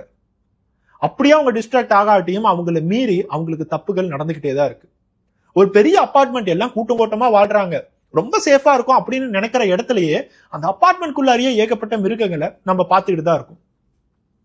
இந்த மாதிரி சம்பவங்கள்லாம் கண்டிப்பா நிறுத்தணும் அப்படின்னா சின்ன வயசுல இருந்தே உங்களோட பையனுக்கும் பொண்ணுக்கும் ஒவ்வொரு விஷயங்களும் தயவு செய்து சொல்லித்தாங்க. போக்சோ அப்படிங்கிற சட்டத்துல யாரா இருந்தாலும் சரி, ஒரு மைனர் பையனா இருந்தாலும் சரி, மேஜர் பையனா இருந்தாலும் சரி, ஜெயிலுக்கு போயிட்டாங்க அப்படின்னா அதோட மினிமம் பனிஷ்மெண்ட், குறைந்தபட்ச தண்டனையே ஆயுள் தண்டனை தான். அதுவே பாதிக்கப்பட்ட குழந்தை 12 வயசுக்குள்ளார இருந்து பாதிப்பு ரொம்ப அதிகமா இருந்துச்சு அப்படின்னா 2 ஆயுள் தண்டனை, 3 ஆயுள் தண்டனை, தூக்கு தண்டனை வரைக்கும் அவங்களால தர முடியும். ஒரு விஷயத்த ஞாபகம் வச்சுக்கோங்க, குறைந்தபட்ச தண்டனையே ஆயுள் தண்டனை தான். கடைசி வரைக்கும் ஜெயில தான் இருக்கணும். அவ்வளோப்பட்ட வலிமையான சட்டம் தான் போக்சோ. குழந்தைங்களை காப்பாற்றணும்னு சொல்லிட்டு ஸ்பெஷலா இந்த போக்சோ நடைமுறைக்கு வர ஆரம்பிச்சிச்சு. இந்த போக்சோல இருக்கிறவங்க ஒவ்வொருத்தவனும் வாழ்க்கை முடிஞ்சிருச்சு அப்படிங்கிறத நினைச்சுக்கோங்க. இதுல எத்தனை பேரு உண்மையாவே நான் அந்த 16 வயசு பொண்ணை லவ் பண்ணாங்க, உண்மையாவே நான் கல்யாணம் பண்ணிக்கணும்னு நினைச்சேன்னு எத்தனை பேரோட வாழ்க்கை போச்சுங்கிறது தெரியல. நம்மளோட ஒவ்வொரு பசங்களுக்கும் தயவு செய்து சொல்லித்தாங்க. 18 வயசுக்குள்ள இருக்கிற பொண்ணுகிட்ட அவளோட விருப்பத்தோடய நீ போய் கை வச்சாலும் அதுக்கு பேரு ரேப் தாண்டாங்கிறது ஒவ்வொரு பையனுக்கும் புரியணும். இதை புரியாம எத்தனை பேர் ஜெயிலுக்கு போயிருக்காங்க தெரியுங்களா? ஒவ்வொரு இடங்கள்லயும் ஒவ்வொரு பொண்ணுக்கும் தயவு செய்து சொல்லித்தாங்க. உன்னை எவனாச்சும் ஒருத்த கஷ்டப்படுத்தினா அப்படின்னா தயவு செய்து அப்பா அம்மாவா என்கிட்ட நீ சொல்லு. நீயா தப்பு செஞ்சிருந்தாலும் பரவாயில்ல, அதை கரெக்டா சொல்ல வேண்டிய நேரத்துல என்கிட்ட நீ சொல்லிரு. அதுக்கு பேரு போக்சோ. உனக்கு தேவையான நீதி கண்டிப்பா கிடைக்குங்கிறத அந்த குழந்தைகிட்ட சொல்லுங்க. எப்பயுமே செக்ஸ், ரொமான்ஸ், வீட்டுல ஒரு டிவி பார்க்கும்போது கிஸ்ஸிங் சீன் வந்துச்சுன்னா அதை ஆஃப் பண்ற தெரிஞ்ச உங்களுக்கு இதெல்லாம் ஒரு டிஸ்ட்ராக்ஷன்மா, இதெல்லாம் பார்த்து இதே மாதிரி பண்ணணும்னு நினைக்காத. இதுக்குன்னு ஒரு வயசு இருக்கு, அந்த வயசுல கரெக்டான விஷயங்கள் எல்லாமே நடக்கும். இப்போ நீ படிக்கிற வேலையை பாரு, உன்னோட வாழ்க்கையை பாரு, ஃப்ரெண்ட்ஸ் கூட ரொம்ப ஜாலியா இரு, பார்ட்டிக்கு போறியா, என்ஜாய் பண்றியா, எதை வேணாலும் பண்ணு, ஆனா உன்னோட வாழ்க்கையை தொலைச்சிடாத. இப்படிங்கிற எல்லா விஷயங்களும் ஓப்பனா டிஸ்கஸ் பண்ண ஆரம்பிங்க. அவங்களுக்கு எல்லா விழிப்புணர்வையும் தயவு செய்து ஒரு அப்பா அம்மாவா இருந்து தர ஆரம்பிங்க. எத்தனை பேருக்கு பசங்களுக்கே நான் சொல்றேன், எத்தனை ஒரு நார்மல் பசங்களுக்கு செக்ஷுவல் கான்டாக்ட்ல ப்ரிகாஷன் என்ன பண்ணணும் அப்படிங்கிறது இன்னும் தெரியாது. கவர்மெண்ட் எல்லா இடத்துலயும் என்னதான் ப்ரிகாஷன் போட்டாலும் நிறைய பேர் இன்னும் தெரியாம வாழ்றாங்க. அது உங்களுக்கு தெரியுமா? ஏன்னா அவங்களோட அப்பா அம்மா அவங்கள தேவையான எஜுகேட் பண்றது இல்ல. அந்த ஸ்கூல்ல செக்ஸ் எஜுகேஷன் அப்படிங்கிறது டோட்டலாவே இல்ல. ஒரு 9வது படிக்கிற பையன் 10வது படிக்கிற பையனுக்கு ரீப்ரொடக்டிவ் சிஸ்டம் அப்படிங்கறத என்னதான் எடுத்தாலும் இன்னமும் நிறைய பேத்துக்கு செக்ஸ்னா என்ன அப்படிங்கிறது தெரியல. போனோகிராஃபி பத்தி பாக்குறாங்க, போனோகிராஃபி பார்த்து மட்டும்தான் இதுக்கு பேர் தான் செக்ஸ் அப்படிங்கறத அவங்க புரிஞ்சுக்கிறாங்க. அப்படின்னா நம்ம எப்பேற்பட்ட நிலைமையில இருக்குங்கிறத யோசிச்சு பாருங்க. ஸ்கூல்ல ஒரு டீச்சர் புரிய வைக்கிற ஒரு விஷயத்த ஒரு போன் ஸ்டார் புரிய வைக்கிறாங்க. அந்த போன் ஸ்டார் புரிய வைக்கும் போது அப்புறம் அந்த பசங்களோட நிலைமை என்ன அப்படிங்கறத யோசிங்க. இப்போ இந்த சம்பவம் நடந்ததுக்கெல்லாம் உண்மையான காரணம் என்ன அப்படிங்கிறது உங்களுக்கு தெரிஞ்சிருக்கும். ஸ்கூல்ல என்ன நடத்துறமோ இல்லையோ, அட்லீஸ்ட் இந்த செக்ஸ் எஜுகேஷனையும் இந்திய சட்டத்தையும் நம்ம சொல்லி தந்தேதான் ஆகணும். இந்த வீடியோ பார்த்துட்டு இருக்கவங்க யாராச்சும் ஒருத்தவங்க டீச்சர்ஸா இருக்கலாம், பிரின்சிபலா இருக்கலாம், உங்களோட கல்லூரியில ஏதோ ஒரு பொசிஷன்ல இருக்கலாம். அந்த சட்டத்தை மேண்டேட்டரியா கொண்டுட்டு வரணும்னு சொல்லிட்டு எப்ப நம்ம இந்தியால ஒரு ரூல் போடுவாங்கிறது தெரியல. ஆனா அட்லீஸ்ட் ஒரு டீச்சரா இருந்து நீங்க செய்யலாம்ல. எக்ஸ்ட்ரா கரிக்குலர் ஆக்டிவிட்டிஸ் சொல்றீங்கல்ல, அந்த எக்ஸ்ட்ரா கரிக்குலர் ஆக்டிவிட்டிஸ்ல ஒரு 1/2 மணி நேரம் பேசிக் இந்தியன் கான்ஸ்டிடியூஷன் லா இது எல்லாத்தையும் சொல்லி தரலாம்ல. என்ன பண்ணா என்ன தண்டனை கிடைக்கும், என்ன மாதிரி சட்டங்கள்லாம் இருக்கு, பேசிக்கா வாழ்க்கைக்கு தேவையான சட்டம் என்ன அப்படிங்கறத சொல்லி தரலாம்ல. இங்க இருக்கிற ஒவ்வொருத்தவனும் சரி, ஜெயிலுக்கு போற ஒவ்வொருத்தவன்ட்டையும் அந்த ஸ்கூல்ல போக்சோனா என்ன அப்படிங்கறத சொல்லியிருந்தா மேபி அட்லீஸ்ட் அந்த பயத்தினால இந்த குழந்தைங்களுக்கு அவங்க டார்ச்சர் தந்திருக்க மாட்டாங்க. இந்த குழந்தைங்க தப்பிச்சிருக்கலாம். அந்த பயத்தினால அட்லீஸ்ட் ஐயோ போக்சோல போனா நம்மளோட வாழ்க்கையே பேருமேங்கிற ஒரு பயம் இருந்தா இந்த சென்னையில இருக்கிற அந்த 12 பசங்க, கவிதாவை ரேப் பண்ண பசங்க சிரிச்சிருக்க மாட்டாங்க. அந்த மெடிக்கல் ஃபிட்னஸ்க்கு வரும்போது ஒவ்வொருத்தவனும் சிரிக்கிறதுக்கு காரணம் என்ன தெரியுங்களா? போக்சோனா என்னங்கிறதே அவங்களுக்கு தெரியல. இந்த நிர்மலாவுக்கு நம்ம 17 வயசுல இருக்கோம், 17 வயசுல பீரியட்ஸ்னா என்ன, நமக்கு எதுக்காக பீரியட்ஸ் நடக்குது, நம்மளோட உடம்புல வர சேஞ்சஸ் என்ன, நம்ம என்னெல்லாம் ப்ரிகாஷன் எடுத்தா நம்ம பிரெக்னென்ட் ஆக மாட்டோம் அப்படிங்கிற ஒரு பேசிக் நாலேஜ் இருந்திருந்தா அவங்க தப்பு செய்யணும்னு முடிவு பண்ணிட்டாங்க. ஆனா அட்லீஸ்ட் அந்த தப்பை அவங்க கரெக்டாவது பண்ணிருப்பாங்க. அட்லீஸ்ட் அந்த 7 மாசம் கருவு உருவாவாம இருந்திருக்கும். இந்த இடத்துல எவ்வளவு விஷயங்கள் பாருங்க நம்ம பார்க்க வேண்டியது இருக்கு. ஒரு இடத்துல அந்த பொண்ணு தப்பு பண்ணியிருந்தாலும் அட்லீஸ்ட் இந்த மாதிரி ஒரு ப்ரிகாஷன் யூஸ் பண்ணிருக்கலாம்ல. அதை யூஸ் பண்ணணும்னு சொல்றதுக்கு யாரும் இல்ல. அது என்ன அப்படிங்கிறது ஒரு நாலேஜ் இல்ல. ஒரு மெடிக்கல் ஸ்டோர்ல போய் காண்டம் கேட்கறதுக்கு முழிச்சிட்டு இருக்க உலகத்துல தான் நாம எல்லாமே இருந்துட்டு இருக்கோம். அப்படிப்பட்ட பசங்களையும் பொண்ணுங்களையும் வளர்த்துனீங்க அப்படின்னா கடைசியா எல்லாமே இதே மாதிரி விஷயத்துலதான் வந்து முடியும். தயவு செய்து உங்களோட பசங்களுக்கும் பொண்ணுக்கும் தேவையான ப்ராப்பர் எஜுகேஷனை கொடுங்க. Social science, maths, physics, chemistry இந்த மாதிரி டியூஷன் அனுப்பிச்சுடுறீங்க, ஆயிரக்கணக்கில் செலவு பண்றீங்க, எம்பிபிஎஸ் படிக்கணும்னு நினைக்கிறீங்க, காலேஜுக்கு போகணும்னு நினைக்கிறீங்க, பெரிய ஆளாகணும்னு நினைக்கிறீங்க. ஆனா நாட்டுல நடக்கிற விஷயங்களை தெரிஞ்சுக்கிட்டு விஷயமா இவங்களுக்கு லைஃப்ல என்னெல்லாம் ஸ்கில் தேவை, லைஃப்ல என்னெல்லாம் ஒரு பேசிக்கான நாலேஜ் தேவைங்கிறத வீட்டுல இருந்து உங்களோட பையனுக்கும் பொண்ணுக்கும் கொஞ்சம் புரிய வைங்க. ஃபியூச்சர்ல அட்லீஸ்ட் அவங்க ஒரு மிருகமா ஆகாம இருப்பாங்க. அவங்க அட்லீஸ்ட் எந்த டிஸ்ட்ராக்ஷனுக்கும் போகாம இருப்பாங்க. அட்லீஸ்ட் போலீஸ் பிடிச்சிருமே, கோர்ட்ல இந்த மாதிரி கேஸ் நடக்குமே, வாழ்க்கையே போயிருமே அப்படிங்கிற பயத்திலையாவது அவங்க நல்ல பாதைக்கு போவாங்க. நெக்ஸ்ட் வீடியோட பார்ப்போம். பை.